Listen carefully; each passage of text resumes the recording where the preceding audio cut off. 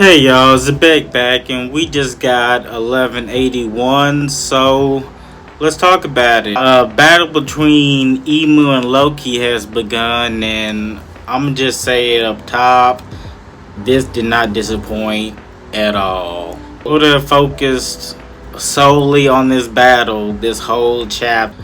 No cuts to any characters' reactions, no type of cutaways, just straight action. And it was magnificent. Loki and Emu have amazing chemistry together when they're on screen. Like, it just seemed like the perfect foil for each of them, and it's just very satisfying to see them finally collide. But to start things off, we learned that Harold was 144 when he passed away, and giants can live up to 300, so he was pretty young when he passed away, and it's just very unfortunate he didn't get to live a full life. Loki realizes it was Emu who was responsible for Harold those years back, and Emu just thinks of it as an inconvenience to them. Loki winds up Ragnar, and a huge lightning blast comes from the sky, and he tries to attack Emu, but it's blocked by the Omen Flames. I know I said no cutaways, but we do see like the effect of that collision throughout Elbaf. We see Jinbei's group, and we see Bonnie and Lilith affected. We see them try to brace themselves and withstand the surge of energy. Loki wonders what the black flames are, and Emu just responds that is Mu's military might.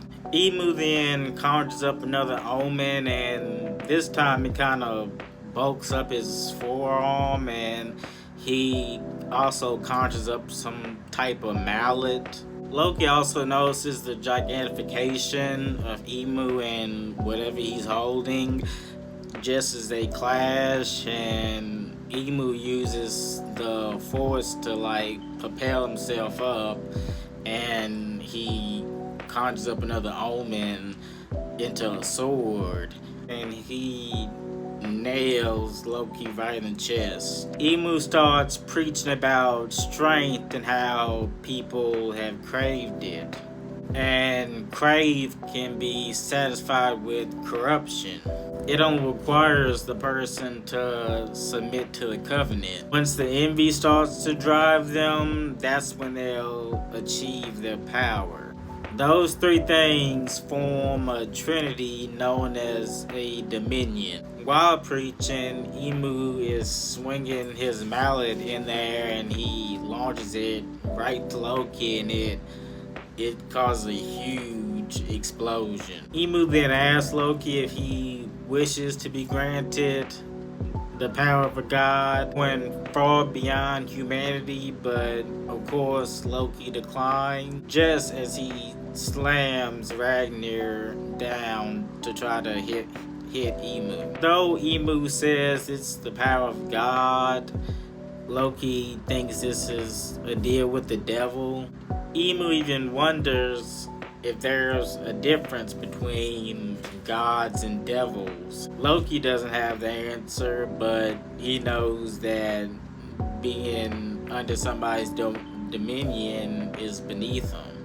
We then see Emu reminiscing about a conversation he had with Joy Boy.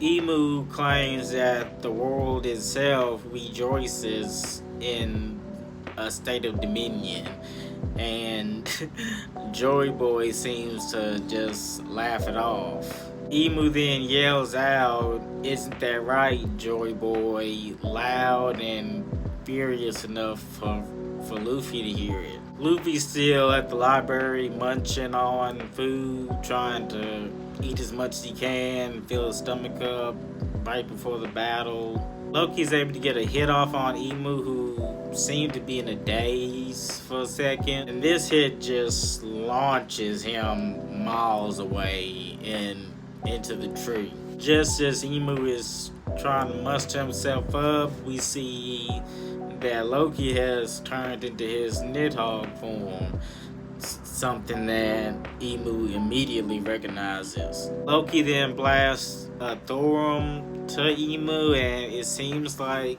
he was able to conjure up an omen to block it. Regardless, it brought a smile to Emu's face as he's awakened the Nidhogg. Y'all, I really enjoyed this chapter. It was straight action, straight hands. It was everything that you would want in a fight between Emu and Loki.